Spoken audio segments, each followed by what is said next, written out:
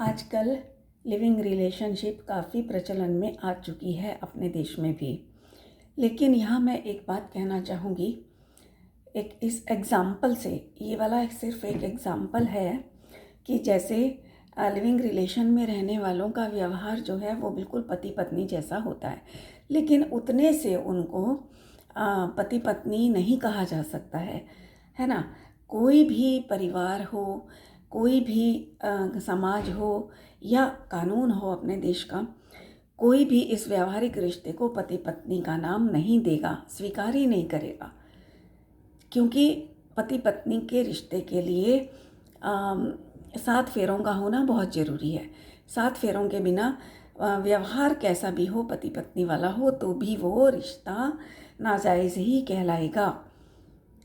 तो उसी प्रकार से आत्मानुभव के बिना जो देह की क्रियाएं, शुभ भाव, व्रत तप आदि के, स्वाध्याय, पूजा भक्ति आदि के जो भी शुभ भाव होते हैं, शुभ क्रियाएं होती हैं, उनको किसी भी कीमत पर निश्चय धर्म नहीं कहा जा सकता।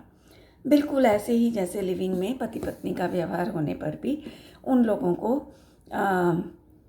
बिना फेरों के पति पत्नी का नाम नहीं दिया जा सकता।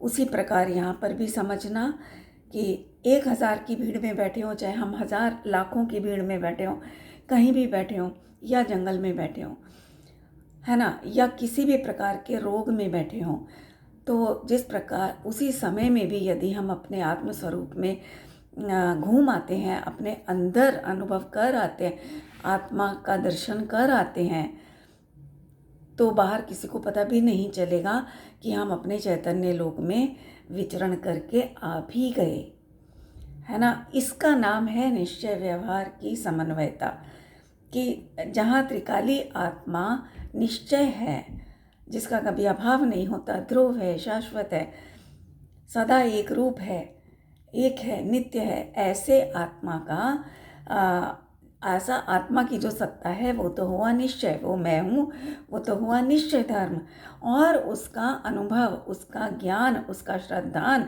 उसमें आचरण, वो हुआ व्यवहार। ये है वास्तव में जैन धर्म का निश्चय और व्यवहार। ऐसा नहीं कि बाहर में शरीर की क्रियाएं हो रही हैं, शुभ अशुभ भावों की क्रियाओं में धर्म माना जा रहा है, वो निश्चय व्यवहार नहीं है। उस व्यवहार को निश्चय का नाम देना बहुत बड़ी मिथ्यात्व की भूल है।